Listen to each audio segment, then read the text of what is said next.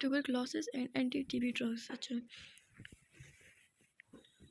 सबसे पहले कि टीबी क्या होता है। ट्यूबरक्लोसिस जो है ये इन्फेक्शियस डिजीज़ है जो कि माइकोबैक्टीरियम ट्यूबरक्लोसिस की वजह से होता है। Mycobacterium tuberculosis serious infectious disease है। ये लंग्स को इन्फेक्ट करती है लेकिन बाकी बॉडी में और ऑर्गन्स को भी इन्फेक्ट कर सकती है, जैसे kidney and meninges of brain में आल्सो भी अफेक्टेड। ठीक है, tuberculosis public health programme worldwide जो है तो ये मतलब इसका प्रोग्राम है ताकि इसको प्रिवेंट किया जा सके इन द यूनाइटेड स्टेट्स, ख़ास तौर पे जो इम्यूनो कम्प्रोमाइज पेशेंट्स होते हैं जिनकी इम्यून सिस्टम वीक होती है। ठीक है, types of TB based on organ involve.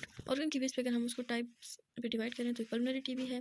Pulmonary TB का मतलब जो बैक्टीरिया जो है माइकोबैक्टीरियम ये जो है लंग्स को इन्वॉल्व करे। पल्मोनरी टीबी जो है तो कैसे कॉज होती है, जब हम कोई एयर ड्रॉपलेट्स किसी इन्फेक्टेड पर्सन की कफ या स्नीजिंग की वजह से एयर ड्रॉपलेट्स हमारी ब्रीथिंग के थ्रू हमारे लंग्स में चले जाएँ तो पल्मोनरी टीबी हो जाती है। एब्डोमिनल टीबी जब हमारे गट, पेरिटोनियम या एब्डोमिनल लिम्फ नोड्स को इन्फेक्ट करे, और ये बहुत रेयरली होता है क्योंकि सॉलिड ऑर्गन्स जो हैं मतलब जो सॉलिड ऑर्गन्स हैं हमारे एब्डोमिन के वो कौन कौन से हैं, liver, pancreas and spleen. Tubercular meningitis या टीबी मेनिंजाइटिस हम कहते हैं जब मेम्ब्रेन्स ऑफ ब्रेन या फिर स्पाइनल कॉर्ड की जो मेनिंजेस हैं वो इन्फेक्टेड हो जाएं। ठीक है, इसी बैक्टीरिया से। Tuberculosis of lung, abdominal tuberculosis. अच्छा, ट्रांसमिट कैसे होती है।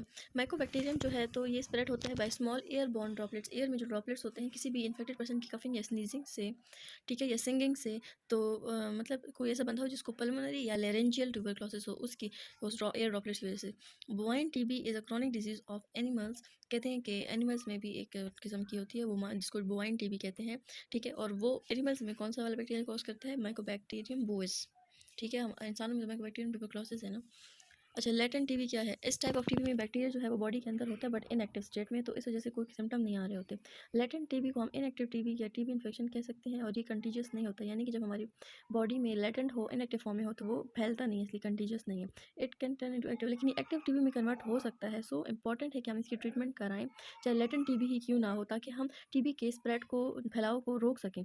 तकरीबन जो है 2 मिलियन पीपल जो है वो लेटेंट टीबी का शिकार होते हैं। इनएक्टिव टीबी, एक्टिव टीबी कब होती है, जब ये हमारी बॉडी के अंदर बैक्टीरिया टीबी का वो एक्टिव हो जाए और सिम्टम्स कॉज करे और स्प्रेड होने लगे दूसरे बंदों में। इट कैन अकर, कहते हैं कि ये जो फर्स्ट फ्यू वीक्स होते हैं ना इन्फेक्शन के बाद, उसमें टीबी बैक्टीरिया जो है वो जल्दी स्प्रेड होता है।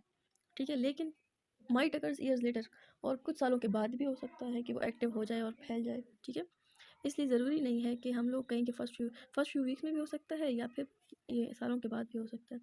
रिस्क फैक्टर्स क्या है। एचआईवी इन्फेक्शन, जब किसी को एड्स हो जाता है तो उसकी इम्यून सिस्टम बहुत ज़्यादा कमज़ोर हो जाता है, जिसकी वजह से उस पे आसानी से कोई भी बैक्टीरिया असर कर सकता है। ऑर्गन ट्रांसप्लांट जिस बंदे का हुआ होता है वो इम्यूनो सप्रेसेंट्स ले रहा होता है।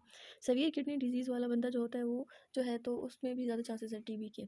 क्लोज कॉन्टैक्ट या फिर कोई ऐसा बंदा जो कि किसी मतलब इन्फेक्शियस डिजीज़ वाले पर्सन के साथ रहता है, क्लोज कॉन्टैक्ट की वजह से भी ट्रांसफ़र हो सकता है। पैथोफिजियोलॉजी क्या है।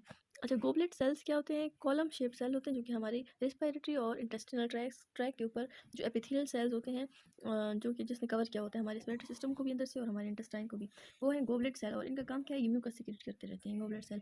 अगर वंस इनहेल्ड, कहते हैं अगर कोई इन्फेक्शियस ड्रॉपलेट आ गया, हमने इनहेल किया, ठीक है, और वो सेटल हो गया एयरवे में हमारी, मेजॉरिटी ऑफ बेसिलाई, तो जितने भी उसमें वो बैक्टीरिया हैं बेसिलाई वाले, ठीक है, वो ट्रैप हो जाएंगे हमारे अपर पार्ट्स ऑफ एयरवे में। ठीक है ना, कहाँ पे, जहाँ पे म्यूकस सिक्रेटिंग सेल्स होंगे। ठीक है, the majority of bacilli will be trapped in the upper part of airway where mucus secreting goblet cells exist.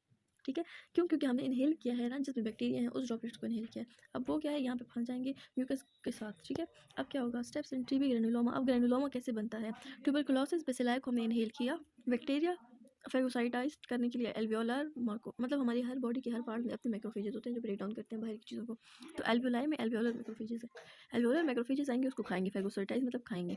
ठीक है ना, बट वो मैक्रोफेजेस स्पेसिलाई को नहीं खा सकते, डाइजेस्ट नहीं कर सकते।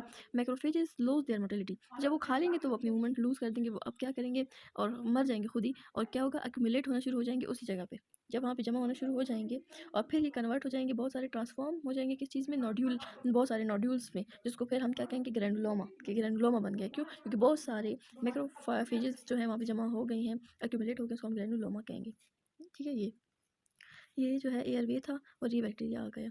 ठीक है, अब ये बैक्टीरिया आ गया डायग्राम में, ये जो है मैक्रोफेजेस ने इसको खाने की कोशिश की, उस मैक्रोफेजेस ने उसको इनगल्फ किया, बट क्या हुआ, वो उसको खा नहीं सका।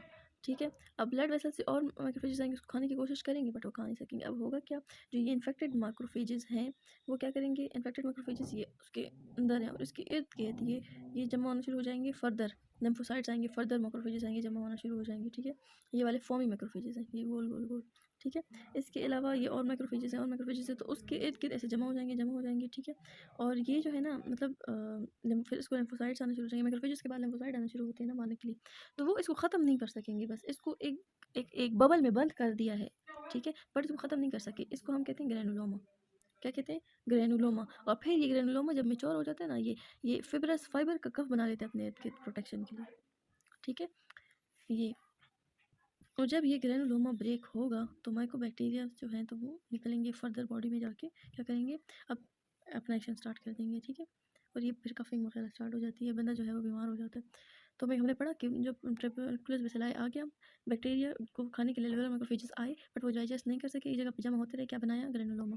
अब उधर जहाँ ग्रेनुलोमा बना है वहाँ पे इन्फ्लेमेटरी रिस्पॉन्स स्टार्ट हो गया ताकि रिक्रूट कर सके, बुला सके मोर मोनोन्यूक्लियर सेल्स को, और मोनोन्यूक्लियर सेल्स को बुला सके। ग्रेनुलोमा किससे बना होता है, फोकाई, फोकाई का मतलब centre of infected macrophages surrounded by foamy macrophages and a ring of lymphocytes. ठीक है, इस तरह बना होता है ग्रेनुलोमा। ठीक है, and a ring of lymphocytes and a fibrous cuff. ठीक है, क्या, infected macrophages surrounded by foamy macrophages surrounded by lymphocytes and fibrous cuff. ठीक है, ये है ग्रेनुलोमा। ग्रेनुलोमा इस तरह बना होता है और ये कंटेनमेंट फेज है। कंटेनमेंट का मतलब कि उसके अंदर पड़ा हुआ है। कंटेनमेंट यूजुअली फेल्स, लेकिन ये कंटेनमेंट कभी ख़राब हो जाती है व्हेन इम्यून स्टेटस चेंजेस, जब इम्यून सिस्टम ख़राब हो जाएगा। अब क्या होगा, ग्रेनुलोमा सीजेड, ग्रेनुलोमा ख़त्म, तोड़, रप्चर होना शुरू हो जाएगा आहिस्ता आहिस्ता। Granuloma spills into the airway, और ग्रेनुलोमा रप्चर होगा और वो सारी जो अंदर उसने चीज़ें जमा की थी वो सारी बाहर गिरने शुरू हो जाएंगी एयरवे के अंदर। ठीक है, ये जो है ड्रॉपलेट न्यूक्लियाई बताए गए हैं कि इस तरह बेसिलाई अंदर इनहेल कर रहा है, ये लंग्स के अंदर और डिपॉजिट हो रहे हैं ये, फिर उसको मैक्रोफेजेस ने आके कवर किया और ये वो जो है तो ग्रेनुलोमस बना रहे हैं। अगर वीकर इम्यून सिस्टम होगा तो ये जो वॉल बनी हुई है ना, ये वॉल है वॉल, अगर वीकर इम्यून सिस्टम होगा, मैक्रोफेजेस वीक होंगे तो ये वॉल ब्रेक हो जाएगी और क्या होगा, दूसरे एल्वोलाइज में आहिस्ता आहिस्ता ये फैलना शुरू हो जाएंगे और पूरे लंग्स में टीबी कॉज कर देंगे। ठीक है, ये वो गॉबलेट सेल्स हैं जो हमारी रेस्पिरेटरी और के इंटेस्टाइनल ट्रैक में प्रेजेंट होते हैं, जो कि म्यूकस सेक्रेट करते रहते हैं, और इस म्यूकस से हम जो भी इनहेल करते हैं डस्ट वगैरह वो ट्रैप होती रहती है। ठीक है, अब क्लासिक क्लिनिकल फीचर्स क्या हैं टीबी के, कफ होगी लेकिन क्रॉनिक कफ, मतलब जो कि 3 वीक्स बाद कफ ठीक नहीं होती उसको हम क्रॉनिक कफ कहते हैं। वेट लॉस होगा, एनोरेक्सिया, सही खा नहीं सकेगा वो बंदा, फीवर, नाइट स्वेट्स। अच्छा, ये एक बेसिक वो है, मतलब ये वाले सिम्टम्स देखें तो टीबी है, chronic cough, weight loss, sweats, night sweats. ठीक है, और हिमोप्टिसिस जब खून आता है बलगम में, चेस्ट पेन जो है दूध वजह से आ सकता है, ट्यूबरकुलोसिस एक्यूट पेरिकार्डाइटिस की वजह से कर सकते हैं। पेरिकार्डाइटिस क्या है, जब कार्डिक मसल के जो पेरिकार्डियम है, हार्ट की कवरिंग है, उसमें क्या हो जाए, इन्फ्लेमेशन। इसके अलावा फटीग होती है। डायग्नोसिस के लिए हम क्या करते हैं, डायग्नोसिस के लिए चाहिए कि हम कल्चर करें, मतलब म्यूकस का कल्चर क्या किया जाता है, कल्चर टेस्ट होता है, सैंपल लिया जाता है म्यूकस का। ठीक है ना, उस बंदों से जिसको कोई प्रोडक्टिव कफ हो। ठीक है, सैंपल लेके उसको फिर ग्रो किया जाता है कल्चर में। मेंटॉक्स टेस्ट या ट्यूबरकुलिन स्किन टेस्ट है, जिसमें हम इंजेक्ट करते हैं 0.1 ml जो प्रोटीन डेरिवेटिव है, 0.1 ml प्रोटीन डेरिवेटिव जिसमें 5 ट्यूबरकुलिन यूनिट्स होते हैं। ट्यूबरकुलिन स्किन टेस्ट कहते हैं, ट्यूबरकुलिन इंजेक्ट करते हैं तो 48 to 72 आवर्स जो है ना, तो उसको हम चेक करते हैं फॉर इंड्यूरेशन। इंड्यूरेशन का मतलब है कि थोड़ा सा ऐसे प्रेस हुआ हुआ ऐसे, बट नॉट रेडनेस, लेकिन रेडनेस ना हो उसके ऊपर। ठीक है, ये इंड्यूरेशन ऐसे। देखिए, इंजेक्ट किया पेप्टाइड्स को। ठीक है, पेप्टाइड्स को जब इंजेक्ट किया तो पता है क्या, ये किस चीज़ की पेप्टाइड्स हैं, ये हमने उसी बैक्टीरिया की पेप्टाइड्स इंजेक्ट किया उसके बंदे के अंदर। ठीक है, जो बैक्टीरिया टीबी कॉज कर रहा है। अब इंजेक्शन के बाद स्मॉल ब्लैब्स डेवलप होना शुरू हो गए। 5 to 9 mm का होगा तो मतलब पर्सन कैटेगरी 1 में है, 10 to 14 का होगा तो कैटेगरी 2, ग्रेटर दैन 15 हो जाए तो कैटेगरी 3 में आता है। फिर एसिड फास्ट बेसिलाई जो है, ये भी एक टेस्ट है जो कि हम परफॉर्म करते हैं। एक एसिड फास्ट बेसिलाई जो होते हैं उसमें हम एक एसिड डालते हैं, ठीक है ना, और वो ब्लू कलरेशन दे देता है। ठीक है, माइकोबैक्टीरियम जो है वो अगर हम माइक्रोस्कोप में देखें रॉड शेप्ड एरोबिक बेसिलाई हैं, और ये मल्टीप्लाई मतलब स्लोली मल्टीप्लाई करते हैं like every 18 to 24 hours in vitro. In vitro मतलब बॉडी से बाहर, इन विट्रो जब बाहर हमने रखा हुआ है तो ये 18 to 24 आवर्स के बाद जो है मल्टीप्लाई करते हैं। और इनके सेल वॉल्स में माइकोलिक एसिड होता है। माइकोलिक एसिड बहुत लॉन्ग फैटी चेन से बना होता है। अब जो ये है ना माइकोलिक एसिड, ये एसिड फास्ट है, मतलब ये ग्राम स्टेनिंग हम क्या यूज़ करते थे, ग्राम पॉजिटिव ग्राम नेगेटिव ना, तो उससे ये स्टेनिंग नहीं हो सकती इसकी, क्यों, क्योंकि इसके बाहर माइकोलिक एसिड है। और माइकोलिक एसिड फैटी एसिड है, फैटी मतलब वो फोबिक है, वाटर के लिए, ठीक है। माइकोबैक्टीरिया जो होते हैं वो लिपोफिलिक होते हैं, लिपोफिलिक होते हैं और हाइड्रोफोबिक होते हैं। तो पुअरली स्टेनिंग होती है इनकी ग्राम स्टेन, वन स्टेन्ड, लेकिन जब हम इसको स्टेन करते हैं तो फिर ये डीकलराइज नहीं होते इतनी आसानी से, समझ आई। अगर स्टेन हो गई, फॉर एग्जांपल ब्लू आ गई, तो उसके बाद जब हम इसके ऊपर एसिड डालेंगे, एसिडिफाइड सॉल्वेंट्स डालेंगे, तो ये इतनी आसानी से डीकलराइज नहीं होंगे। इस वजह से हम इसको कहते हैं एसिड फास्ट बेसिलाई। और अगर ये टेस्ट पॉजिटिव आ जाए तो फिर ये जो है तो कंफर्म हो जाता है कि ये क्या है, माइकोबैक्टीरियम ट्यूबरकुलोसिस की वजह से इन्फेक्शन हुआ है। ये माइकोबैक्टीरियम ट्यूबरकुलोसिस जो है एरोबिक एसिड फास्ट माइक्रोऑर्गेनिज्म। अब एसिड फास्ट का मतलब तो पता चल गया ना कि एसिड डालने से भी कलर चेंज नहीं हो रहा।